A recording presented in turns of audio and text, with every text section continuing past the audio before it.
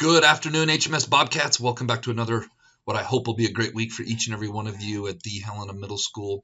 Today's Bob lesson, we're working on part 2 of the Anxious Generation book.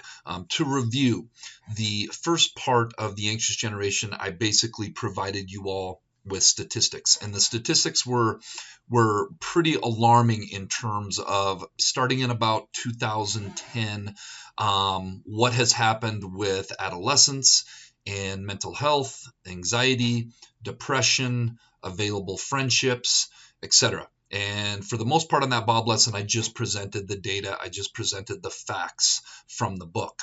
And I asked each and every one of you to reach out to me. I got a handful of great responses about what do you think is behind these statistics and behind this all of a sudden drastic change from 2010.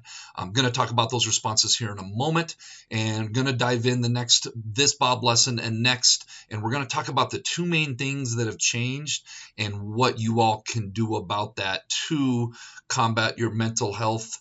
Not combat your mental health, but combat some of these things and look after your mental health. So here we go. Let's get rocking and rolling on part 2.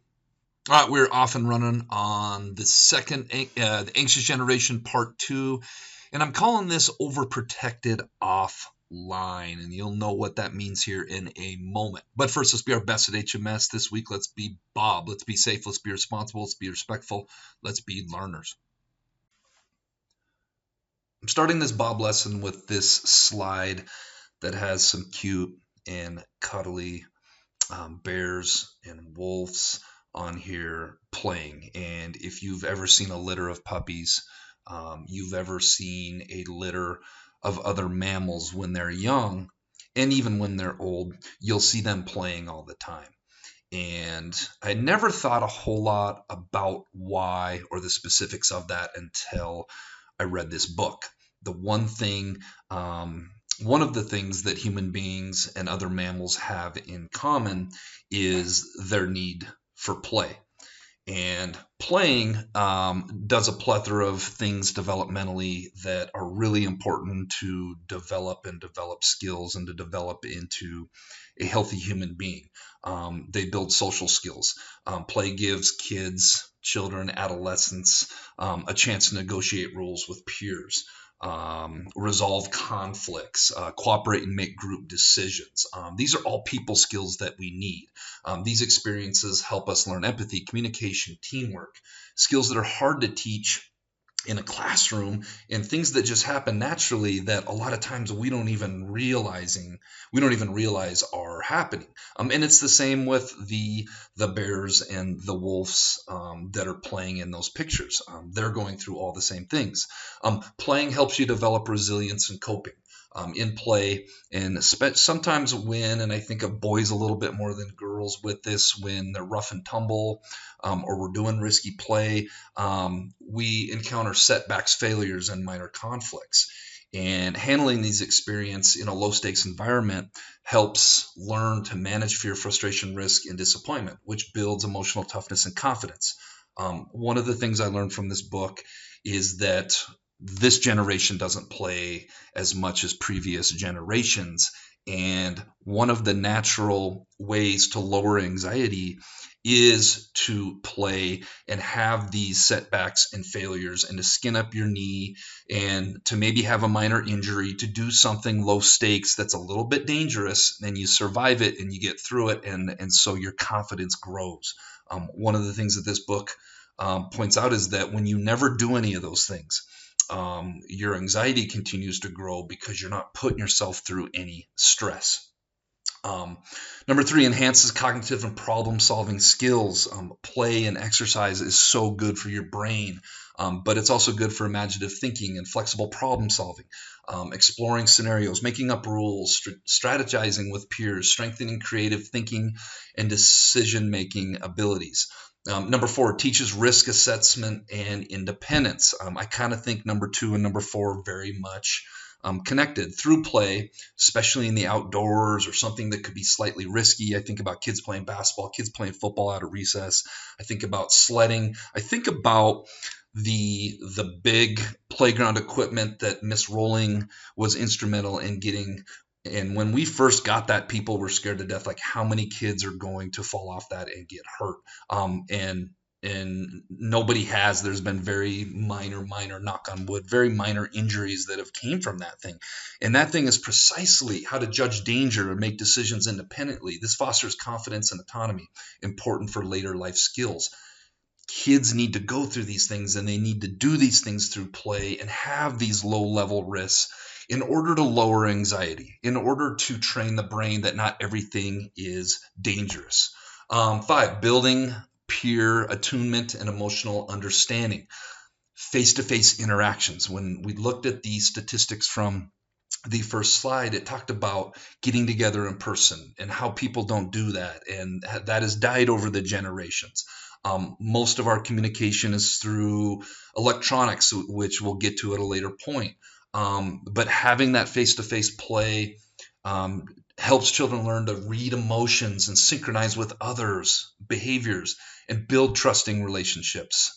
One of my favorite things about coaching football is you take a group of young people that may not be friends and may not get along, but when they train and they train for a common goal or a common good, you see how quickly they put their differences aside when all of a sudden it's them and their teammates, many of whom go to HMS, are up against a group of kids from Butte or Missoula or Kalispell. And you just see people change, and it's a really awesome thing that through screens you can't replicate that. And if it is replicated, honestly, it's replicated in a super negative way. Number 6, supports physical development.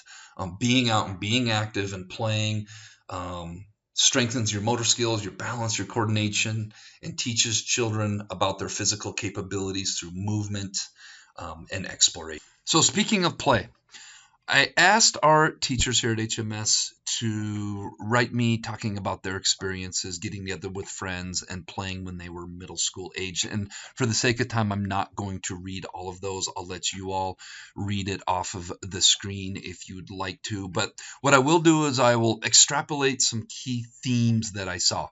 And the themes that I saw were kids getting together, your teachers getting together when they were kids and meeting up with friends, meeting up outside, making plans ahead of time, calling landlines, which are phones that are locked into the wall. And the other theme that I saw was riding bikes. Bikes equates to freedom. Bikes equates to free movement, being able to transport, get different places to meet, to get together. A lot of the themes that I saw were meeting to get together, to go play a sport, to go play some sort of activity. Everything was face to face. Everything was in person. There was a little bit technology in terms of listening to tapes or listening to CDs. There was a little bit of technology in terms of the Nintendo. I will say one of the things that are different from when we were kids is the technology wasn't as good, though. You know, the CDs, you could only listen to whatever songs you had on that CDs. They would skip if you were riding your bike. And the Nintendo, the graphics weren't as good. It wasn't online. If you were playing Nintendo, you'd have to play with somebody right next to you. You'd play against the machine. And so what I did next was I asked a couple 8th graders that made a comment about the first Bob lesson to look at some of these activities that the teachers would do. And I asked them to compare it to their generation and what they see in their generation.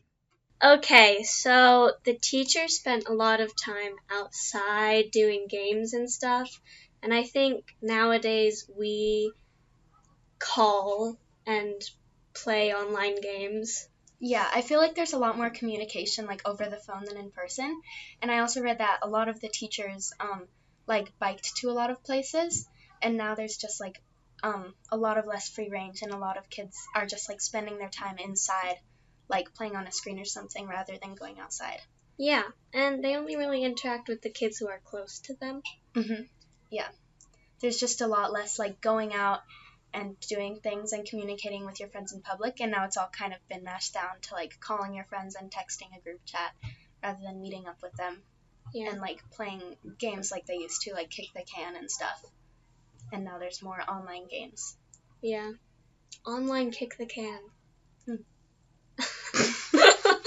All right, we are all out of time for this week's Bob lesson. I am going to have a part 3 where I'm going to tie this all together and give everybody some key points of what they can do to kind of combat some of these things. But first, let's give away some jelly beans.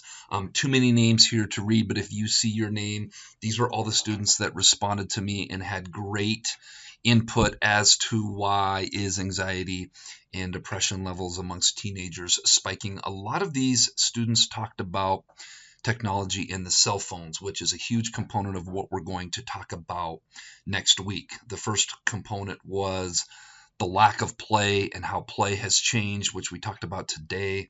And the next part is going to be, we're going to tie in technology and cell phone use and specifically what that does. So if your name's on here, come see me for some jelly beans. Thank you for your messages. This week's Jelly Bean question of the week is going to be very similar to last week's. Do you think the differences in play between generations is contributing to anxiety and depression in teens?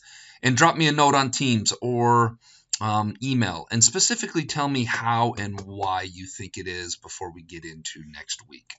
All right, Bobcats, let's make it a great week at the Helena Middle School.